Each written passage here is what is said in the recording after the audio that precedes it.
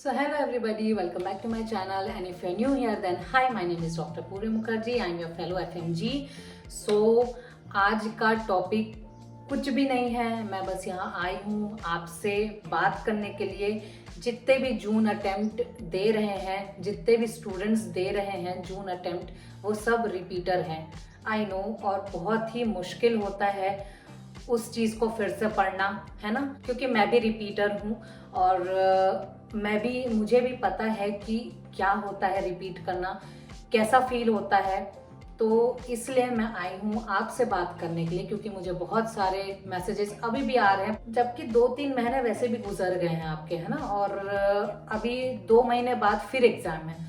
तो इस टाइम पे तो ऐसे ऐसे मैसेजेस नहीं आने चाहिए कि हम पढ़ नहीं पा रहे हैं या बुक खोलने का मन नहीं कर रहा है।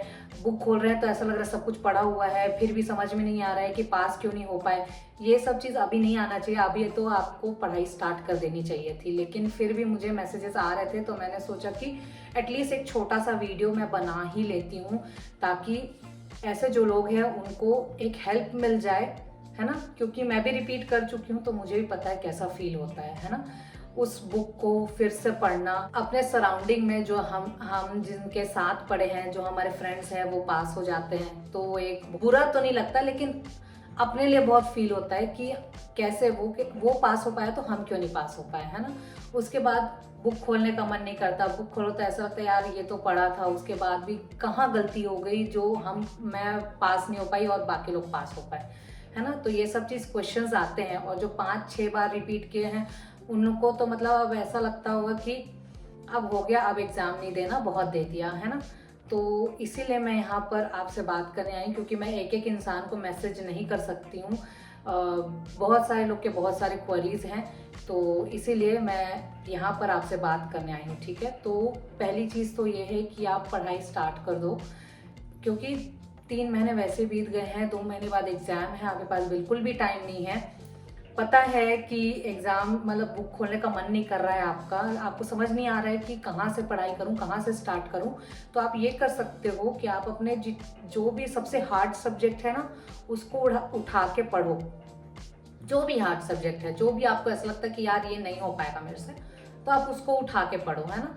क्योंकि हार्ड सब्जेक्ट को पहले आपको अच्छे से पढ़ना ज़रूरी है, तभी आप अपने जो इजी सब्जेक्ट्स है उसको पढ़ाई कर पाओगे, है ना। हार्ड सब्जेक्ट को आप बोलोगे कि मैं बाद के लिए छोड़ देता हूँ, तो वो नहीं हो पाएगा, ठीक है। तो इजी सब्जेक्ट आपको पता है कि हाँ ये इजी सब्जेक्ट है, तो ये क्या है कि इसमें मैं तो अगर थोड़ा बहुत भी अगर पढ़ लूँगा या पढ़ लूँगी तो ये तो मेरे से हो ही जाएगा। लेकिन जो हार्ड सब्जेक्ट है उसको आप पढ़ना स्टार्ट करो। जैसे मेरे लिए हार्ड सब्जेक्ट जो था, हार्ड नहीं था, लेकिन मैं उसमें उसको अच्छे से पढ़ नहीं पाई थी, उससे ज़्यादा क्वेश्चन आए थे। जैसे माइक्रोबायो और पैथो, ये दोनों में से बहुत क्वेश्चन आए थे फर्स्ट पेपर में।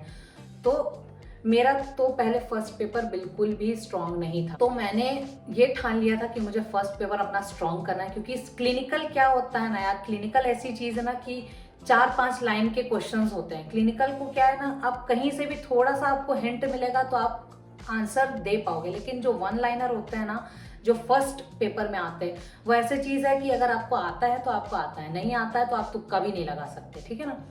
तो मेरा फर्स्ट पेपर था वो बिल्कुल भी स्ट्रांग नहीं था, और मैं सेकंड पेपर में ही बहुत ऐसा था कि हाँ मेरा सेकंड पेपर अच्छा जाएगा। तो मैंने फर्स्ट पेपर के जितने भी सब्जेक्ट्स थे, वो फर्स्ट पेपर के सब्जेक्ट को अच्छे से पढ़ना स्टार्ट किया। जैसे माइक्रो हो गया, पैथो हो गया, एनार्ट हो गया, बायोकेमिस्ट्री हो गया, ऐसे करके बहुत सारे जो नॉन क्लिनिकल सब्जेक्ट्स थे उसको अच्छे से पढ़ना स्टार्ट किया था, है ना। तो आप भी ऐसे इवेलुएट करना स्टार्ट करो कि आपकी कहाँ मिस्टेक हुई थी।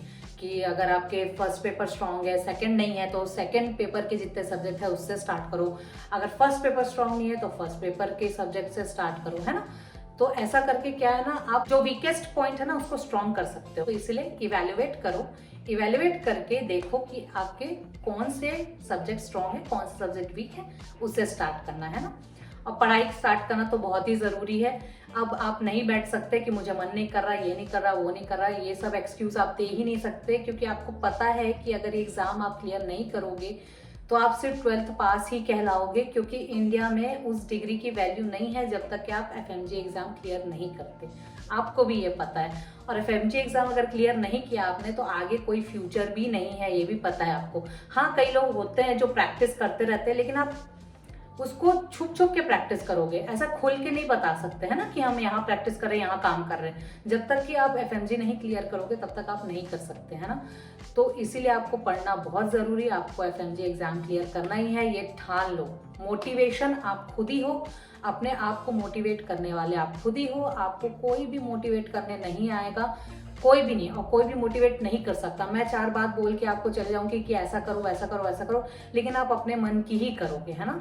तो इसलिए मोटिवेशन आपको खुद अपने आप का आपको खुद बनना है, कोई नहीं बन सकता। तो अपने आप को मोटिवेट करो कि अगर ये एग्जाम क्लियर नहीं हुआ तो हम कुछ भी नहीं कर पाएंगे, तो इसलिए हमको सबसे पहले अपना एग्जाम क्लियर करना है, ठीक है।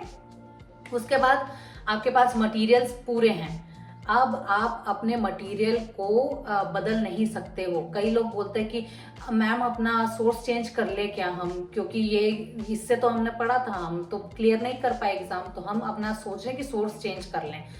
तो भाई आपको अपना सोर्स चेंज नहीं करना है। जो आपने पढ़ा था ना वो बहुत ही अच्छा सोर्स है, जिससे भी पढ़ा था, ऐप से पढ़ा था, ऑनलाइन क्लास की थी, ऑफलाइन क्लास किया था, लाइव क्लासेस की थी, जो भी किया था वो इनफ है आपके लिए। आपको सोर्स चेंज नहीं करना है, क्योंकि आप कंफ्यूज हो जाओगे, क्योंकि हर टीचर का पढ़ाने का जो तरीका होता है वो अलग अलग होता है। आप पिछले बार किसी और टीचर से पढ़े हो और वो चीज़ आपको अच्छे से समझ में आई, लेकिन अब आप सोच रहे हो आप दूसरे टीचर से पढ़ोगे तो उसको समझने में भी उतना टाइम लगेगा, और आपके पास इतना टाइम नहीं है कि आप फिर से वो नई चीज़ से नए से शुरुआत कर सको, है ना। तो जो सोर्स है उसी सोर्स से पढ़ाई करो, लेकिन उसको 10 से 15 बार पढ़ो, ठीक है। अगर आपका इजी टॉपिक है, जो टॉपिक है ये आपको इजी लग रही है, तो आप उसको 10 बार पढ़ो, 20 बार पढ़ो, 30 बार पढ़ो, क्योंकि आपने एग्जाम दिया दिसंबर का, आपको पता है कि क्वेश्चंस क्या क्या आए थे, और आपको ये भी पता है कि जो क्वेश्चंस आए थे उसमें कितना कंफ्यूज हुआ था, है ना। कई बार ऐसा होता है कि क्वेश्चन ऐसे आते हैं कि आपको पता है हाँ इसके आंसर तो ये था, लेकिन नीचे जाके जब आप ऑप्शन देखते हो तो आपको पता है कि आप 2 ऑप्शन में तो पक्का कंफ्यूज होते हो कि 2 ऑप्शन, ये दोनों में से क्या होगा। तो उसको निकाल के आपको पढ़ना है कि ये ऑप्शन आएगा तो ये क्यों नहीं होगा, ये ऑप्शन आएगा तो ये क्यों नहीं होगा, है ना। तो आपको डिफ्रेंशिएट करना है, डिफरेंस बिटवीन करते हैं ना हम, वैसा करना है ना। तो आजकल जो बोलते हैं 20th नोटबुक, है ना, हम 19 सब्जेक्ट पढ़ते हैं तो एक 20 अपना एक नोटबुक बना लो, उसमें ये सब चीज़ करो कि ये ऑप्शन था, ये ऑप्शन था, ये दोनों में कंफ्यूज हो रहे थे, लेकिन अब हमको ये जानना है कि ये दोनों में हम कैसे डिस्टिंग्विश करेंगे कि ये ऑप्शन ये क्वेश्चन का ये आएगा तो समझ रहे हो कि ये आंसर आएगा तो क्या देखना है क्वेश्चन में कि ये आंसर बनेगा, ये ऑप्शन आएगा तो क्या देखना है क्वेश्चन में कि ये ऑप्शन होगा, ठीक है। तो ये चीज करना है आपको। अपना स्टडी पैटर्न चेंज करो, सबसे पहले तो स्टडी पैटर्न बहुत जरूरी चेंज करना। आपको खुद पता है कि आपने कितने घंटे पढ़े थे पहले, और आपको और कितना मेहनत करना है। आपको ये भी पता है कि कई कई लोग होते हैं कि ज्यादा मेहनत नहीं करते, उनको पता है कि उन्होंने ज्यादा मेहनत नहीं की थी। तो आपको ये सब चीज अब इवेल्युएट करके देखनी है और अपने स्टडी पैटर्न को चेंज करना है। आपको सिर्फ पढ़ाई करनी है, कुछ भी नहीं करना है। देखो यार, मैं पहले भी बोल चुकी थी कि 6 महीने आप अपने दे दो अच्छे से। मैं हाँ मतलब ऐसा बोलने के लिए नहीं हूँ, क्योंकि मैंने भी रिपीट किया है, लेकिन मैं आपके अच्छे के लिए बोल रही हूँ कि 6 महीने आप एक चीज़ को दे डालो, ये चीज़ को पढ़ के ख़त्म कर दो, ताकि आपको फिर से दोबारा ना पढ़ना पड़े। क्योंकि आप जानते हो अभी, अब आपको समझ में आ रहा होगा कि ये फीलिंग कैसी होती है कि आपको फिर से वो बुक निकाल के पढ़ना पड़े, है ना।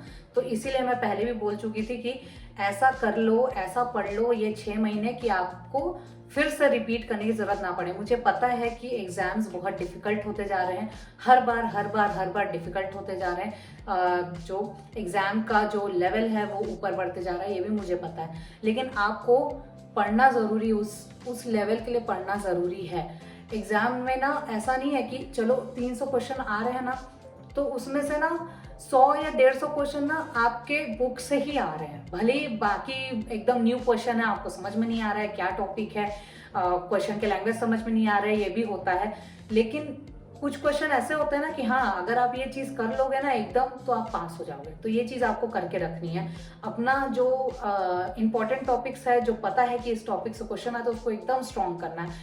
इतना स्ट्रॉन्ग करना है कि एक बार जो क्वेश्चन आएगा तो आपको उसको करना है। अभी आपके पास क्या है, आपके पास पूरे आपके जितने भी आपने इंपॉर्टेंट टॉपिक्स मार्क किए होंगे वो है आपके पास PYQs के सब चीज़ हैं, क्वेश्चंस हैं, पूरे हैं, आपके पास आपका मटेरियल है, स्टडी मटेरियल है, तो सब चीज़ है। बस इस बार आपको सिर्फ रिवीजन करना है, कुछ भी नहीं करना है, रिवीजन करना है, कुछ भी नया सब्जेक्ट नहीं करना है, बस रिवीजन करना है। रिवीजन करते जाओ, रिवीजन करते जाओ, कुछ भी नया चीज़ आपको उठा के नहीं पढ़नी है। और अपने ऊपर फेथ रखो यार कि आप कर सकते हो, you can do it and you will do it. आप कर लोगे। आपको मतलब ये सोचना नहीं है, हारना नहीं है कि अब नहीं हो रहा, अब नहीं करना, अब छोड़ देते हैं, ये चीज़ नहीं करनी है। अपने दिमाग में ये चीज़ बैठा लो कि अगर ये एग्ज़ाम नहीं किया तो फिर आगे कोई फ्यूचर नहीं है, ठीक है। ये दिमाग में रख के अगर आप पढ़ोगे ना तो डेफिनेटली क्लियर होगा। और अपने आप से एटलीस्ट आप ना सच बोलो, है ना, अपने आप से एटलीस्ट सच बोलो। आप दूसरे लोग से जितना भी झूठ बोलते होगे कि हाँ मैंने ये टॉपिक कर लिया, मैंने तो इतने पढ़ लिया, मैंने तो उतने पढ़ लिए, लेकिन आपको पता है ना कि आपने कितने पढ़े, कितना टॉपिक आपने कंप्लीट किया, कहाँ आपकी मिस्टेक है। तो अपने आप से एटलीस्ट आप झूठ मत बोलो, है ना, एटलीस्ट अपने आप से आप सच बोलो, तभी आपको पता चलेगा कि आप कहाँ गलती कर रहे हो। मिस्टेक्स को एक्सेप्ट करना सीखो, बहुत ज़रूरी है एक्सेप्ट करना। इस एग्जाम में तो बहुत ज़रूरी है एक्सेप्ट करना। जब तक आप ये चीज़ एक्सेप्ट नहीं करो, क्योंकि कई लोग ये भी ऐसे भी हैं कि पढ़ाई नहीं करते हैं, बिल्कुल भी पढ़ाई नहीं करते हैं, बस बुक खोल के बैठ जाते हैं या मोबाइल में अगर वीडियो देख लिया, लेक्चर देख लिया, बस खत्म हो गया। ऐसे भी लोग होते हैं, लेकिन वो एक्सेप्ट नहीं करते हैं कि उन्होंने पढ़ाई नहीं की। वो यही चीज़ बोलते हैं हमने पढ़ा था। तो एटलीस्ट अपने आप से आप सच बोलो कि हाँ हमने नहीं पढ़ा था, इस बार हम पढ़ेंगे, जो हो गया वो हो गया, वो पास था। लेकिन इस चीज़ को अब जो आने वाला जो एग्ज़ाम है उसको आप कर सकते हो, है ना, उसको आप बदल सकते हो, उसमें आप पास हो सकते हो। तो एटलीस्ट अपने आप से सच बोलो, मिस्टेक्स को एक्सेप्ट करना सीखो कि हमने हाँ मिस्टेक किया था। ये नहीं कि हमने तो सब किया था लेकिन नहीं हुआ, ऐसा नहीं। अपने मिस्टेक्स को भी एक्सेप्ट करना सीखो। मैंने भी बहुत सारे मिस्टेक किए थे, मैंने एक्सेप्ट किया था, मुझे पता था कि हाँ मैंने ये गलती की है, इस कारण से मैं पास नहीं हो पाई हूँ। गलती को मैंने सुधारा, उसके बाद जाके मैं एग्जाम क्लियर कर पाई हूँ, है ना। तो ये चीज़ आपको भी करना है। बाकी कुछ भी अगर आपको दिक्कत होती है, डिफ़िकल्टी होती है, कुछ भी चीज़ पूछना, कोई भी क्वेश्चन पूछना है तो आप मुझसे पूछ सकते हो। मेरे को बहुत सारे क्वेश्चंस आ रहे थे इस बात के लिए, इसलिए मैंने सोचा कि एक वीडियो बना लूँ, क्योंकि हर किसी को समझाना कि यार अब टाइम जा रहा है, आपको पढ़ना है, आपने अभी तक पढ़ाई क्यों नहीं स्टार्ट की। लेकिन फिर वही चीज़ है, ये मैं समझती हूँ कि पढ़ने का मन नहीं करता, जो रिपीट कर रहे हैं उनको तो पढ़ने का मन नहीं करता, पता ही मैं, इसीलिए मैंने ये वीडियो बनाने का सोचा नहीं, क्योंकि वीडियो बनाने का कोई पॉइंट नहीं था इस टाइम पे, क्योंकि अब अप्रैल आ चुका है। लेकिन फिर भी मैंने सोचा कि एक बार मैं बना देती हूँ ताकि आपको एक मोटिवेशन टाइप का मिल जाए, क्योंकि अगर सामने वाला भी उस चीज़ से गुजर चुका हो ना तो उस चीज़ में अच्छे से बात हो सकती है ना। मैं भी रिपीट कर चुकी हूँ और मुझे पता है कि रिपीट करना क्या होता है, इसलिए मैं आपको बोल रही हूँ कि पढ़ो। कुछ भी क्वेश्चन हो, कुछ भी हो तो मुझे मैसेज करना या आप कमेंट कर सकते हो, मैं रिप्लाई करूँगी। और या प्लीज़ पढ़ाई स्टार्ट कर दो, क्योंकि अब टाइम नहीं है। प्लीज़ जो भी था, जो भी पास्ट में हुआ, फेल हो गए, उस चीज़ को मत सोचो, हो गया, वो ख़त्म हो गया, है ना। अब आपको आगे बढ़ना है, क्योंकि टाइम किसी के लिए नहीं रुकता, कोई भी किसी के लिए नहीं रुकता है। सब अपने अपने ज़िंदगी में आगे बढ़ेंगे, आप ही वहीं रुक जाओगे, ऐसा मत करो। इसलिए पढ़ाई स्टार्ट कर दो, थोड़ा थोड़ा पढ़ो।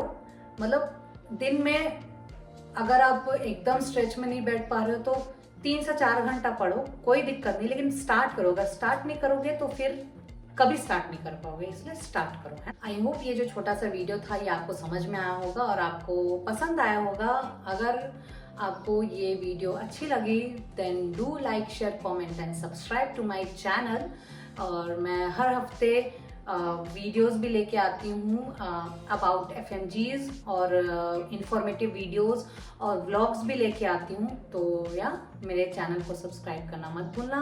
और मैं मिलती हूँ आपको नेक्स्ट वीडियो में, तब तक के bye bye and take care guys. और पढ़ाई स्टार्ट कर दो, ऑल द बेस्ट। इस बार आप एग्जाम क्लियर कर दोगे। बाय।